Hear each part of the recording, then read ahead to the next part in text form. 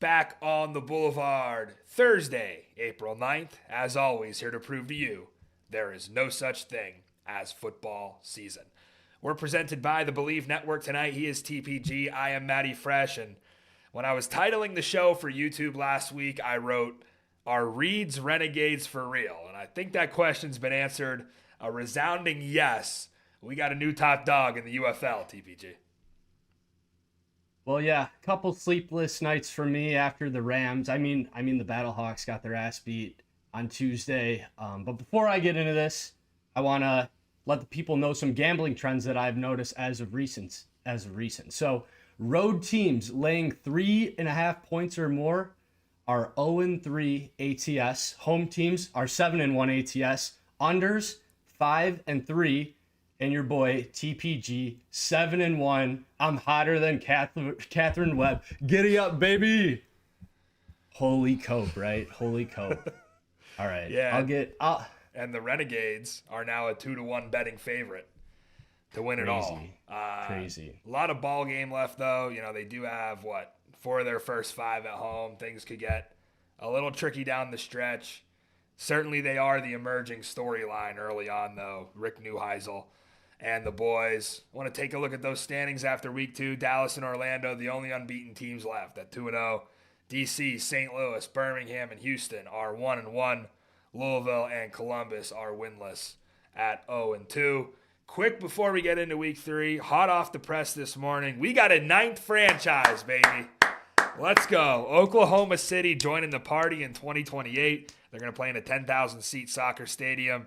Go check out TPG's video on Instagram and TikTok about that. He had a good recap. Who are we thinking? Bob Stoops, Mike Gundy, a couple possible coaches. And anyone but Stoops, please. I know ESPN reporting as well there's going to be a 10th team announced at a later date. I think they're going to Boise. I know there's chatter. Michigan Panther fans aren't going to be happy to hear that. I think they want Boise. Remember, Boise was the original team that James Larson reported. They kind of fell short, so you have to feel like they're next up. But we're not here to talk about relocation, TPG. Yeah. If you want to get come on, Marcus, move on. All right, week 3's here. Let's get into our game of the week. AJ McCarron's return to St. Louis for the first time since June 9th of 2024, which is a day most Battlehawks fans, including TPG, I think would like to forget. And who other in that game than AJ Smith, who called the game of his life as OC for the San Antonio Bravos. Now this comes completely full circle. It's Smith in Battlehawk blue and McCarron on the opposing sideline. God, I love this league. Birmingham and St. Louis Sunday afternoon. Ponies are 2.5-point road favorites here with a total at 42.5. And somebody is going to lose back-to-back games here, TPG. Well, you talk about someone's going to lose, and I've done a little research into what the broadcast crew is going to look like for Sunday. ESPN's got their A crew. So good news is we get Joe Tess on the call, but that also means we have Sam Acho on the sidelines. And if it's what I think it is, if it lines up like it did in the past weeks, I think Acho is going to be the sideline reporter for the Battlehawks. Unfortunate. So AJ Smith, if you're listening, here's what you got to do. You got to find this guy on the field pregame because I know he's going to be walking around with his dumb big smile, and you got to set a boundary and say, "Motherfucker, when I'm working, get out of here." AJ loves that attention. Yeah, I mean, he does love the interview, but I don't think he would appreciate it during, right when he's trying to call a play. He's no Steve Logan. Steve Logan's a miserable prick.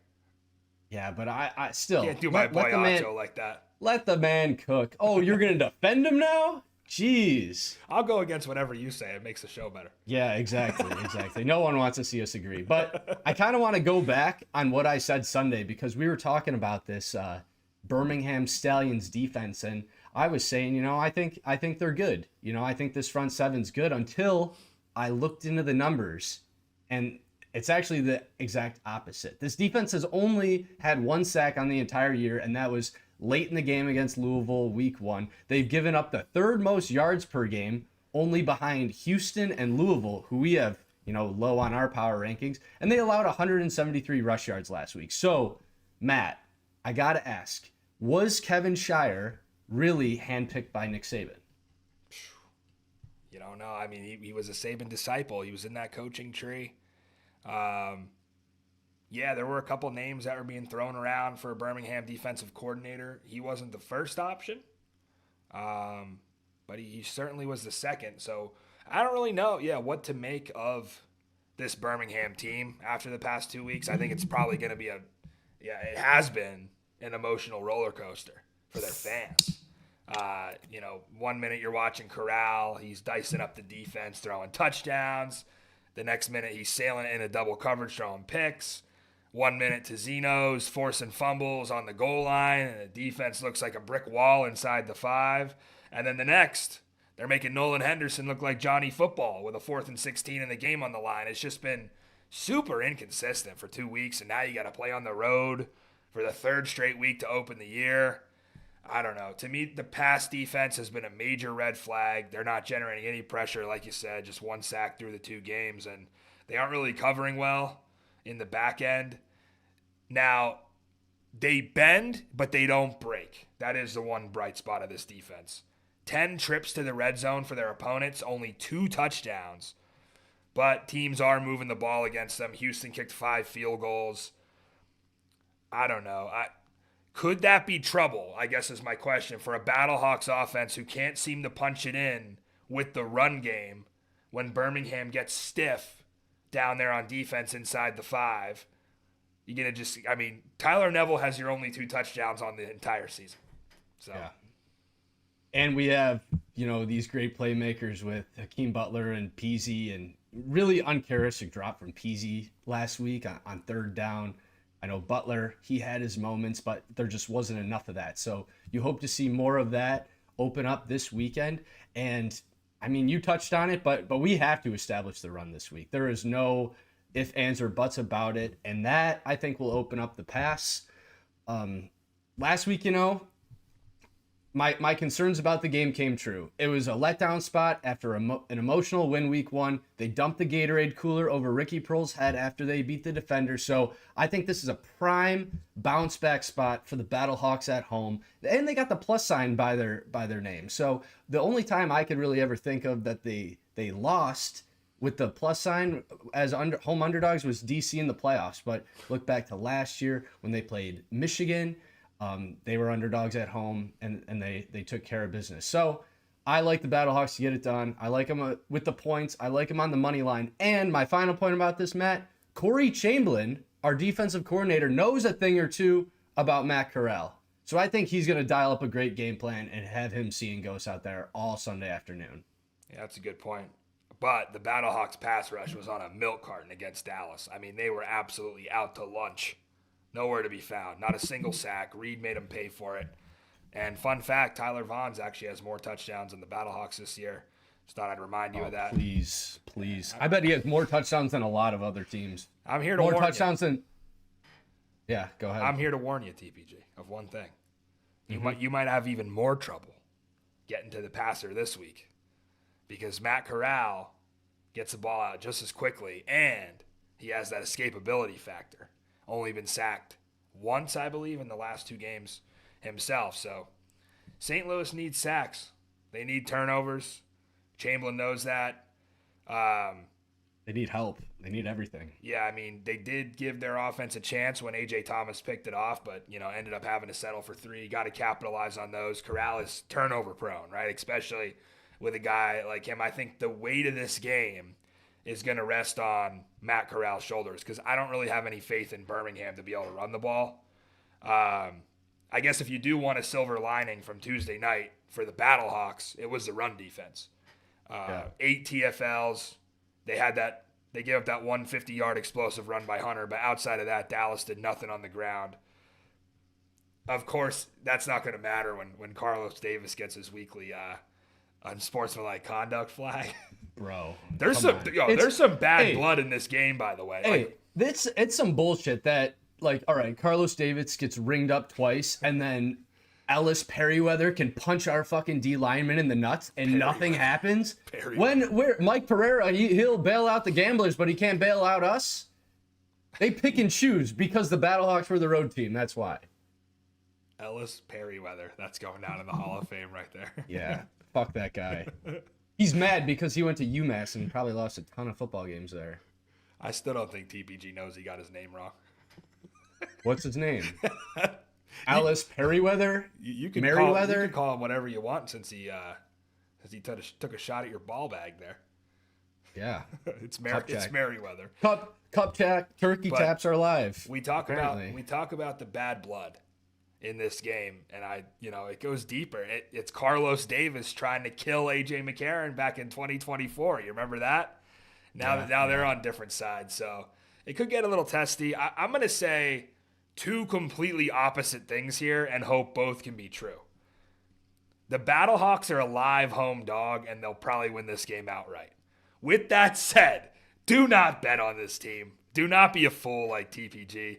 You will inevitably be questioning your decision immediately, like I was on Tuesday night.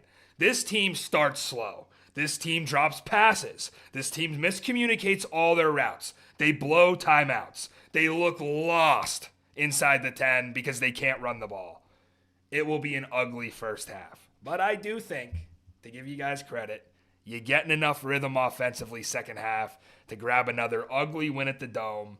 I just don't think it sets up well for Birmingham to go into an environment like this and all of a sudden they have to correct all their inconsistencies that have been plaguing them. Birmingham has to get back home. They got to get back home in front of their number one fan, Ben Mintz. Well, thanks for your kind words, Matt. For all our Battlehawks fans out there, I'm going to be in the Lou this weekend, driving down Saturday morning. I'm going to be at the Cardinals game Saturday night, be at the Battlehawks game on Sunday. So if you're around, hit me up. I'll pull up to a tailgate, shotgun a beer with you, take a shot, do whatever to get ready to will our boys to a win. You should just stay away because Why? You don't show up. Excited to go. You don't show up and look what happens. They beat DC, best win in franchise history. Well, because I was with you, dude. We were covering a historic night. Maybe you're the curse. I don't know. That's enough on that one. That's enough. Yeah, yeah. Just let's move on. All right. You've said enough. You've offended enough people today. Next up, the Sicko sequel. Friday night, Orlando at Louisville. Storm are a field goal favorite here. Forecast 70 with a breeze at kickoff. Total 38.5. And I think that total, TPG, is well deserved for two offenses that put us to sleep last Saturday night.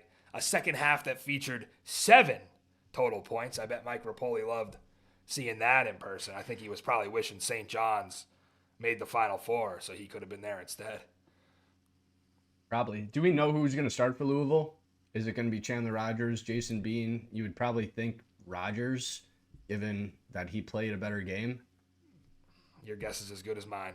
Bean's listed on the depth chart. The depth charts don't matter this year. Well, the depth charts are bullshit. So, yeah, it's hard even for me to back Louisville if I don't even know who the starter is going to be. And everything about this team is just inconsistent. You know, they can't run the ball. They did this rotating quarterback thing last week, which was very baffling because I thought Bean played really well week 1. And these coaches, I just can't trust this coaching staff. Redmond is clearly in over his head. He has no idea what he's doing. Steve Logan's trying to hold it together. Jamie Sharper, he's doing a solid job on the defensive side of the ball. But when you look across the field at the Orlando Storm, what do you see? You see a consistent group of guys. You see a team that could run the ball. You see a team that could play good defense. You see a team that could get the ball to their playmakers on the outside. And I love this receiving core between Roland, Hamler, and what did you say? Badger? I hardly know her. I barely know her. Dude, that shit sent me. That was the funniest part, I thought, of the fastest 3 minutes. Thank you. Yeah, even though Louisville's heading back home, I'm not entirely sure I could fully get behind this team just with the unknowns that lurk. Yeah, the typical angle you might take in a back-to-back spot like this is expect the loser of the first game to play a lot better in the rubber match, but they are at home. We do expect another decent crowd. I don't know if they'll get to what it was week 1, but it should be good. I lost a ton of faith in the Louisville Kings after watching this debacle in week 2. They're completely blanked in the second half and still had plenty of opportunities to win it, just like they did against Birmingham. They pissed it away. TPG, you posted that viral POV with your meta goggles of the inaugural touchdown in Kings history. Yeah. Turns out it's the only touchdown in Kings history. I mean, what the hell are we doing here?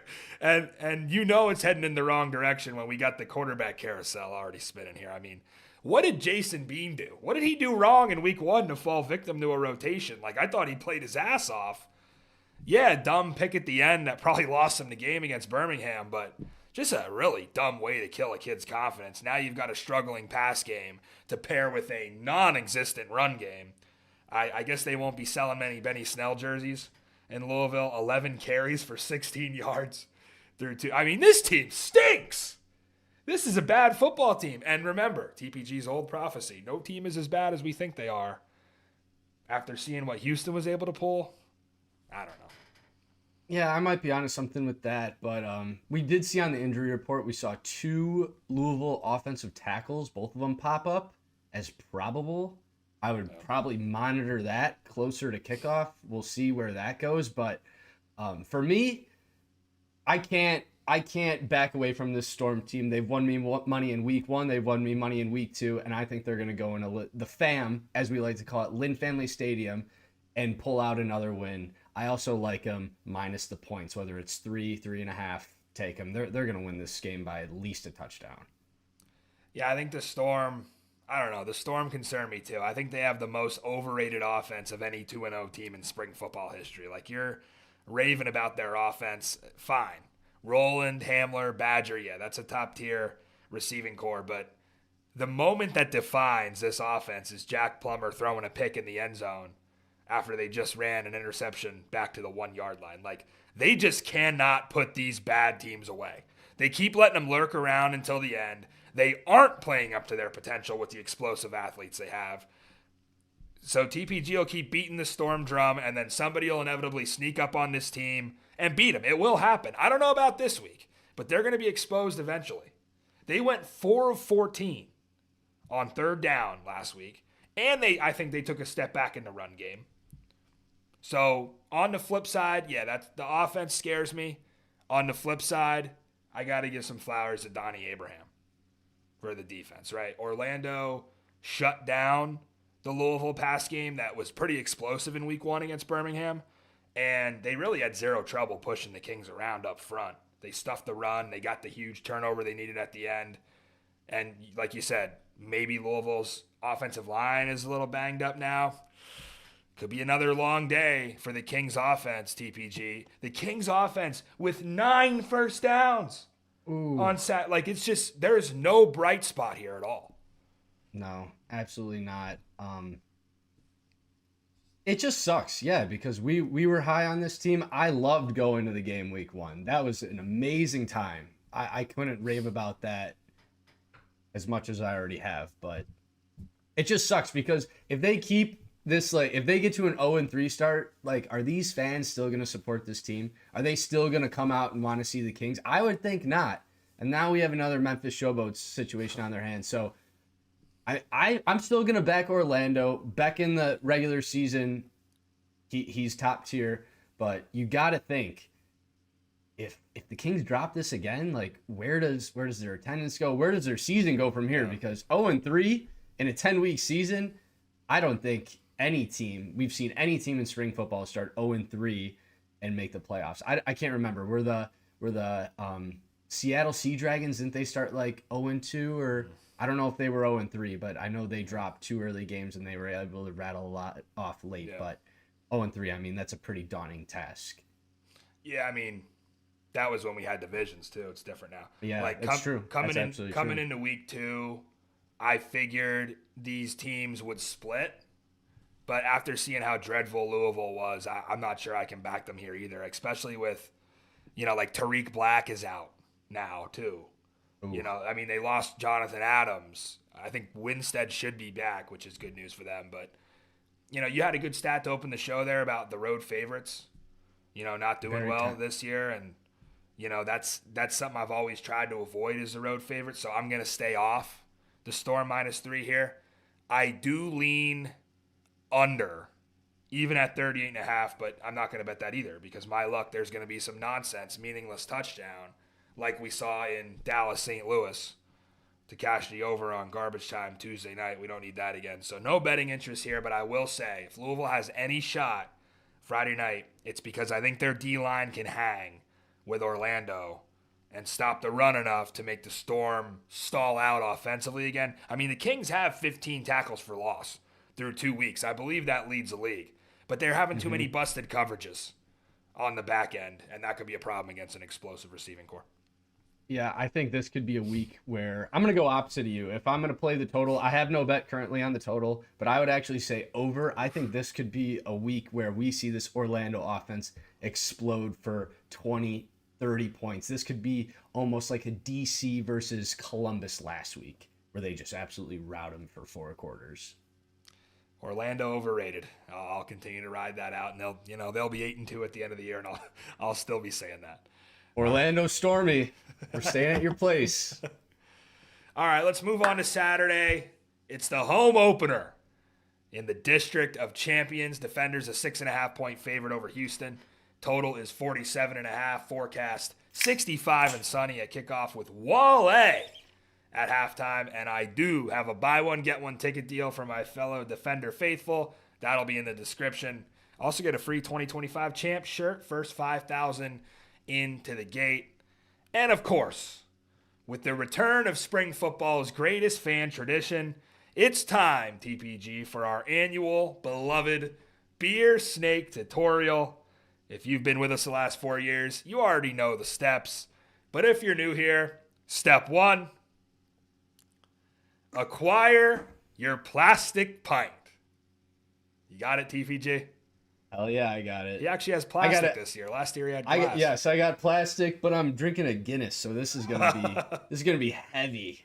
All right. That's all I got left. I drink all my beer during the Battlehawks game on Tuesday, so less talking and more drinking. Less talking and more drinking. Step 2, consume your plastic pint.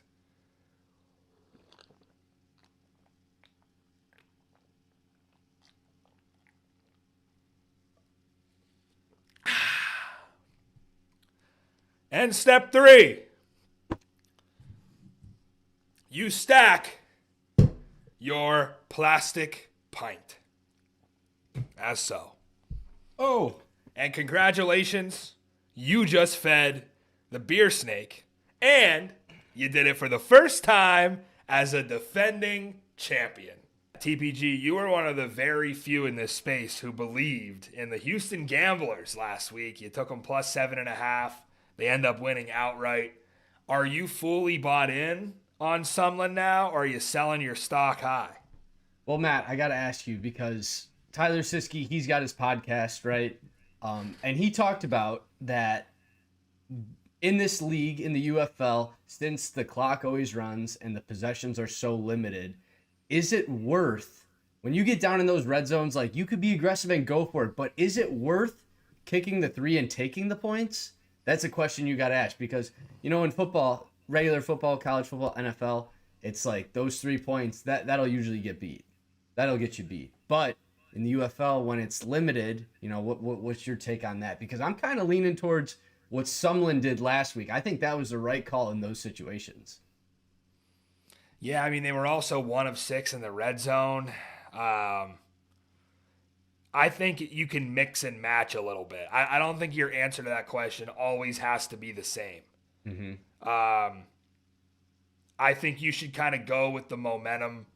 If you don't have a play, if you don't feel confident in your offense, take the points. But yeah, if you and of course most OCs are going to say like, yeah, I got a great play, and then when it doesn't work, it's like, oh, we should have kicked. Mm-hmm.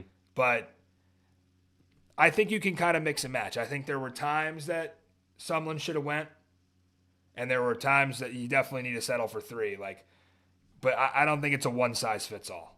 Well, it worked out for him last week. Do I think if they're presented with the same opportunities this week, is it going to work out?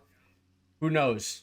I'm leaning towards I don't think so, but it's yet to be seen. But I thought that was a very interesting insight from a coach that is in this league and, made complete sense as to why someone was more conservative than most coaches would be.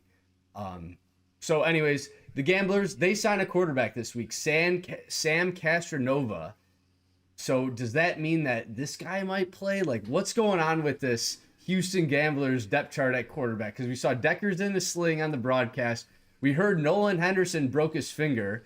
Apparently on the depth chart that they released, Deckers is starting, which I doubt that that's the case. So is it to his brother starting?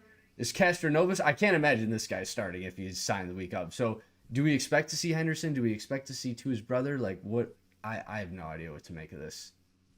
Yeah, I think Henderson finished the game, so he should be good to go. I just think either way, like, we know all about this defender's pass rush, right? And they got hands on McClendon last week. They brought him down 4 times.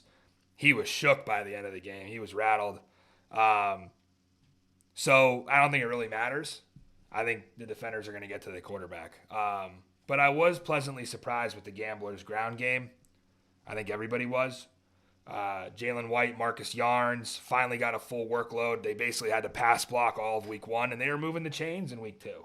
26 first downs. That was the most of any UFL team this year so far. They were also 50% on 3rd and 4th down combined. So as critical as we've been, and I know we have been on Eric Price in the past, he stuck with what worked. And I think this is a top 3 rushing offense in the league. We'll see if they can have that same success on the ground going against a DC front 7. Now, another notable injury could be Brandon Smith. He's not practicing this week. He's a key piece of that front 7 for DC. But, I think that could be an interesting matchup if Houston does have an advantage. It could be with their run game.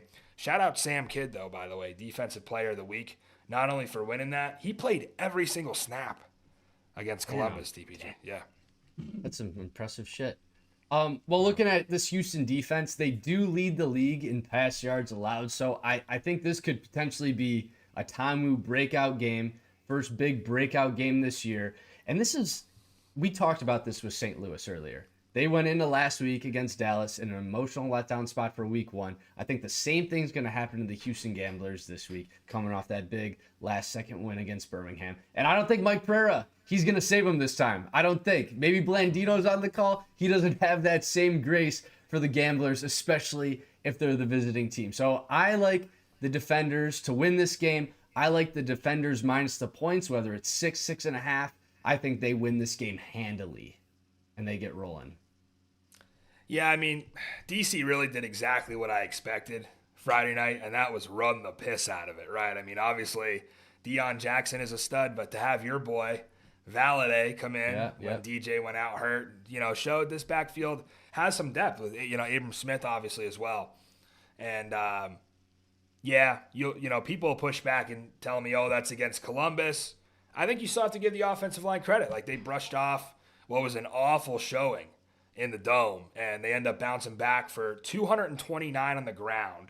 They paved the way for 6.4 yards a carry, and they only gave up 1 sack.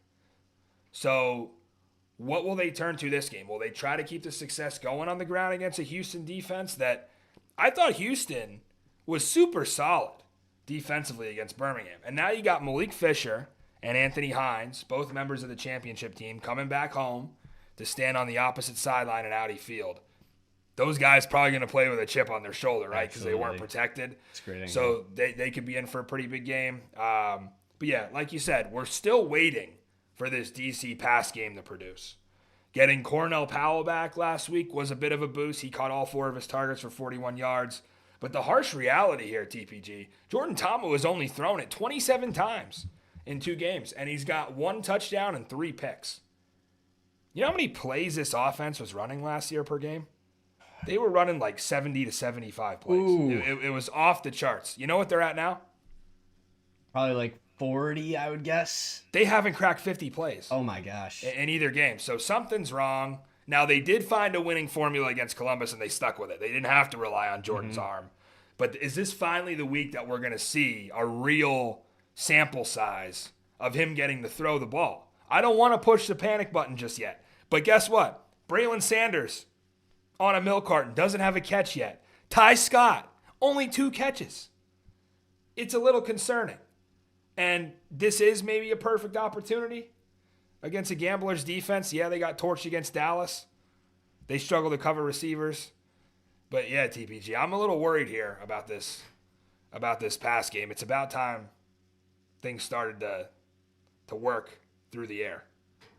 Yeah, looking at Houston, though, I still think they're going to find success running the ball. I wasn't quite sold on that DC defense a week ago, and even our buddy Walt, he sent us an email and was kind of saying, like, hey, you let up 26 points to one of the league's worst teams. So I think they could still have success in this pass game or in this run game. So I think it's going to be a well-fought, tight game. Great to see the beer snake in action. Good to see those fans. And is there going to be like a ring ceremony, you think? They're doing like a championship celebration. Nice. Hang the banner. Yeah. I love it. I don't know if DC United will let us hang a banner in their stadium, but sorry, I was getting a little distracted right there. The cat was screaming at me, so I had to pick him up, and you got a little feature on the Boulevard. So we got a new mascot. We have a new mascot on the Boulevard. Yeah, I'll take the Defenders to win and cover the 6.5 here. I'm leaning the over as well. I think DC can get to 30 again. Like I said before, I think Jordan Ta'amu and Ty Scott are probably jealous seeing Austin Reed and Tyler Vaughn's grabbing all the headlines, right? They want to make some of their own. Should finally see that through the air Saturday. I think the biggest advantage, though, for the Defenders is their ability to get to the passer. I don't think Henderson is quite 100%.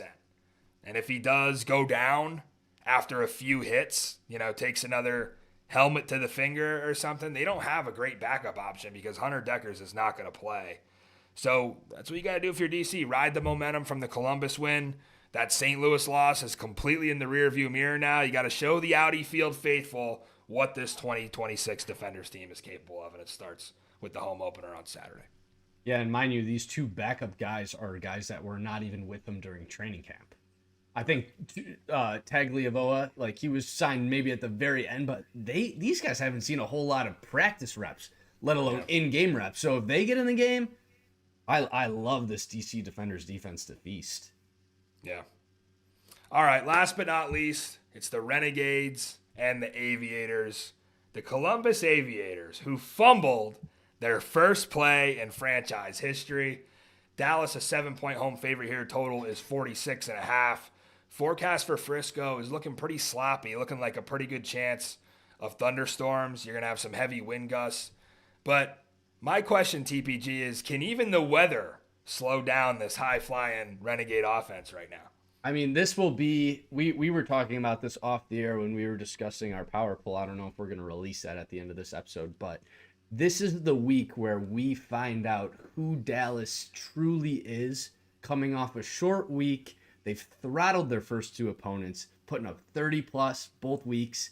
So that if they could come, oh my God, pause, Jesus Christ. If they could show up to this game and really take care of business, blow out Columbus, I mean, that would really tell me a lot, and that'd be quite surprising. I don't expect that to happen, but I mean, we'll see how this one plays out. But yeah, that beatdown last week against St. Louis, I don't think anyone was really expecting that game to get out of hand the way it did. Yeah, to me, this is 1 versus 8 right here. Like, these are the opportunities that you dream about as a spring football bettor. You got Dallas with a red-hot offense led by a surgical quarterback and a game-breaking wide receiver. And you pair that with maybe the league's best defense and veteran coaching. Flip to the other side for Columbus. You got Jalen Mid-Clendon. You got a defense giving up 6 yards a carry with inexperienced, poor coaches. It's a recipe for an absolute drubbing here. And I know TPG is going to come back and say the same. No team is as bad as we think they are. I don't know. Columbus didn't improve from week 1 to week 2 like Houston did. Columbus got worse. How are you going to get better when half the team can't run a full practice because they're hurt? Ryan Nelson and Cole Cabral up front, both limited. That's 2 all UFL offensive linemen. Tay Martin, your best wide receiver, limited in practice. Honestly, the only advantage I can come up with for Columbus, they're coming off a full 8 days since their last game, where Dallas only had 4 to prepare for this one. Well, I want to highlight this offense in a positive light, if you want to be the pessimistic guy you are. But last week, all Columbus's running backs averaged more than 5 yards per carry. Toatawa, 8.8. Zaquandre, 6.2. John Lovett, 5.5. And Zaquandre White, I mean, he had that great touchdown leaping over one of the DC defenders. He's 10 yards per carry on the season, but he's only got 8 rushes. So they got to feed this guy the ball. I don't understand why they're not giving this guy the ball more. So my keys for success for the Columbus offense, geez, this cat is doing a number on me today. My keys for success for this Columbus offense is, like I just said, you got to run the damn ball. You got to limit possessions. You got to keep away from this Dallas Renegades offense, who is so explosive. We know Tyler Vaughns is a cheat code, so keep him off the field. But I think when it's all said and done, I think Dallas is still going to win this game. Yeah, when I look at the Renegades, the thing I struggle with is it's almost like they're definitely the best team in the league, but they can't run the football. I can't accept that. Like, both games, they're up multiple scores, and they're still throwing it for the majority of the time. But when you think back to Austin Reed's background at Western Kentucky, it kind of makes sense. Junior year, Austin Reed at Western Kentucky threw it 43 times a game. Number 1 passing offense in the NCAA. But take a guess, TPG, where their running offense was. It was probably close to dead last, if not dead last. 104th. Ooh. Senior year, he comes back to WKU, throws it 39 times a game. Number 15 pass offense in the country. Guess the rushing offense. Probably similar, if not worse. 119th. Yeah. So I don't know what we expect here. Like, this is Rick Neuheisel and Noah Mazzone playing into their quarterback strengths, which is, it's not being a game manager, that's for sure. It's not being a check down Charlie. It's not handing it off 35 times a game. It's the air raid. It's win it with Austin Reed, and it works. So yeah, I have Dallas 7th out of 8th in the league in rushing. Who cares? It doesn't matter. See, because you got an absolute star at quarterback. See, this is where I'm going to push back on you, because yes, this is still pro football. This is not college football. I don't think you could get away with being so one-dimensional. You take away Day Hunter's big rush last week, they ran the ball 22 times for 37 yards. That's Louisville Kings numbers right there. So, and they won the game by 2 scores. But when they have to play a DC Defenders in week 6 and the game's a back and forth shootout, don't you think the same results are going to happen like to this team last year, where they're in this close game, they take a lead at halftime, but second half happens, they're not able to run the ball? If St. Louis could have generated any sort of offense that second half, I think they would have been in trouble, because they weren't extending the lead on us. They were just doing the exact same thing, stalling out. And, I mean, the opportunities were there for the Battlehawks, and they just didn't take advantage of it. So I'm not sold this early on in the season. Yes, very impressive start to the year. But I am not about to crown this guy as like a spring football phenom, the next spring king. I just can't do it. I got too much pride in the sport to just say, hey, this newcomer's the best we've ever seen. Telling you, they might have cracked the code. And the only way I think you can slow them down if you're a defensive coordinator is to force havoc. You got to force havoc up front, because if you can get to him and get in his head, he's going to start yelling at his linemen. He clearly is a guy that gets rattled when things aren't going his way. He's getting animated with teammates. He's getting animated with coaches. Hearing him on the live mic, you honestly get the vibe sometimes that he's almost the type of dude where he's like, what the fuck am I doing here? Like he doesn't have the patience to deal with this, almost like it's below him. And I don't know Austin Reed. He's probably a great guy. I don't know if he actually thinks that. Go ahead. Well, he's the type of teammate where he's probably the last guy you want to be around when things aren't going his way. That's just my first impression. I was going to say his comp is like your corporate passive-aggressive coworker. That's a good one. Yeah. I can't imagine when things go wrong, his teammates are going to be responding to him. But we'll see. He did apologize at one point to one of his linemen. Like, I shouldn't be yelling at you guys. But I don't know. I don't know the guy, but it seems like he's a little weird with that kind of thing. It doesn't matter. I'm very confident in Dallas in this spot. I think they cover the 7 here. Columbus is completely outmatched in every aspect. I don't want to hear everyone saying, oh, well, it was the same thing. And look what happened to Birmingham. Houston pulled the upset. It was a 7.5-point spread on paper. Don't come at me with that because I didn't lay 7.5 points with the Birmingham Stallions. I don't know if anybody did that's watching out there. I didn't. That wasn't in the best bets. This is different. Dallas is at home. Dallas is at home with a quarterback who's getting better every week.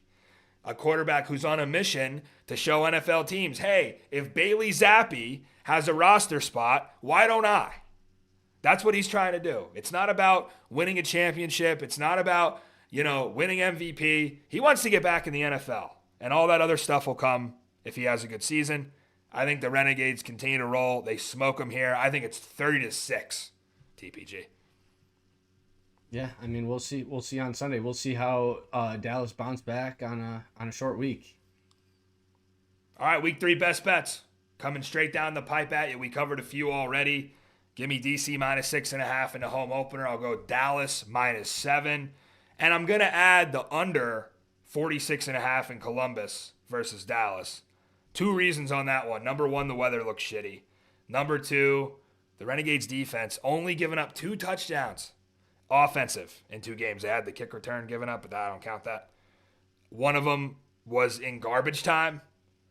Hunter Decker's running touchdown at the end of week 1 with like a minute left. So I love the under 46.5 here considering all that. What do you got this week?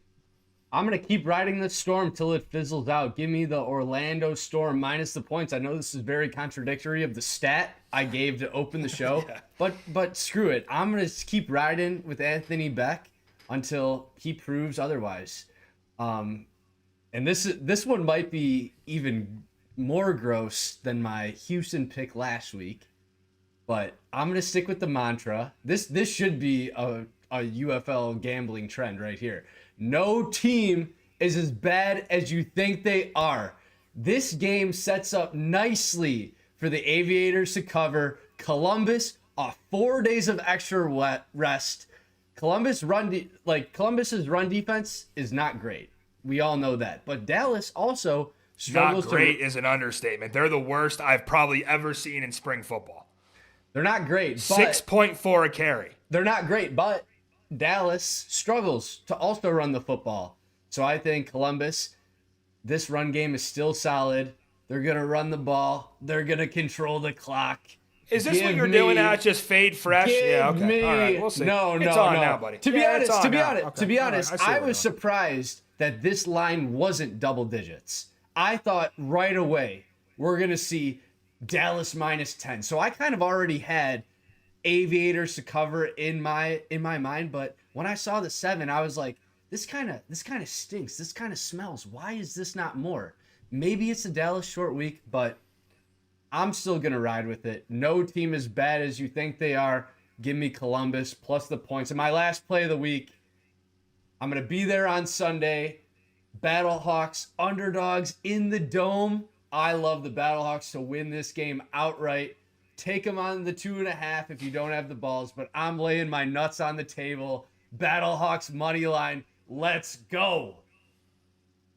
I can't say anything because he's 3-0 on best bets so far to start the year. It's true. So what can I say until he starts losing a few? That'll do it for us tonight. Like we said, I'll be on location for the District of Champions this weekend, the championship celebration in DC, Houston. Yeah, it's great for the fans, but the players and coaches are locked in. They've already celebrated. That's past us. It's week 3 now. TPG, you told us you're headed to St. Louis. Also, shout out Oklahoma City, man. Welcome to the party. Let's keep growing this thing. We want to see 32 teams, like Mike Rapoli said. Wait, you can't end the show just yet.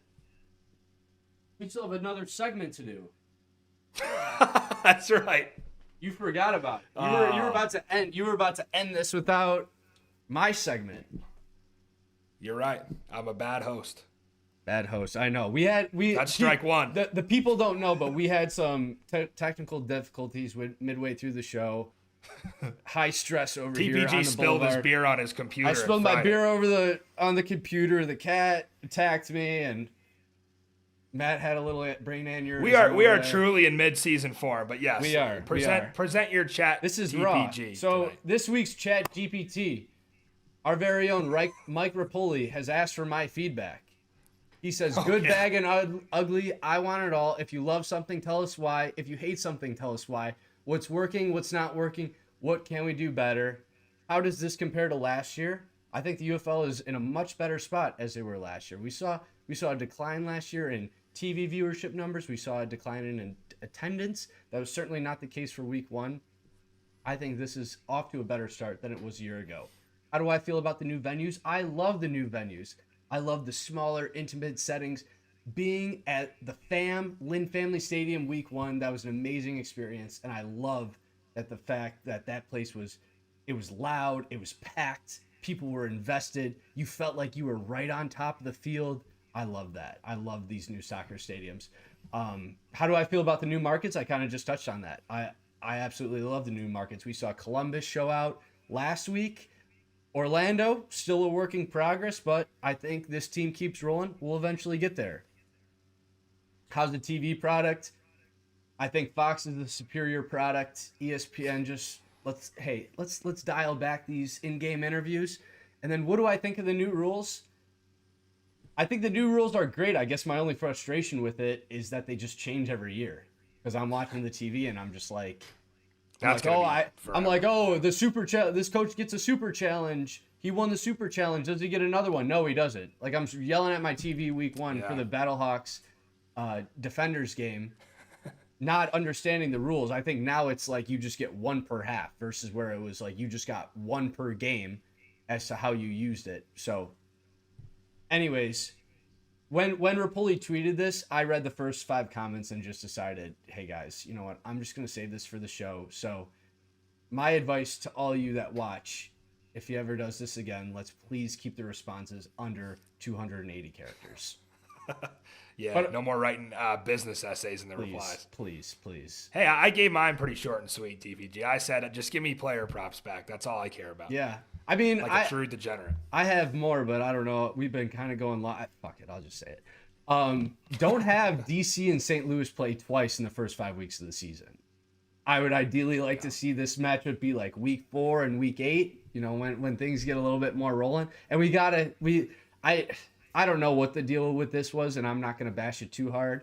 But this back-to-backs, like opponent scheduling, like we have with Louisville and Orlando this week, when we just had it a week ago, like we got to figure this out. It's got to be better, especially with a short season.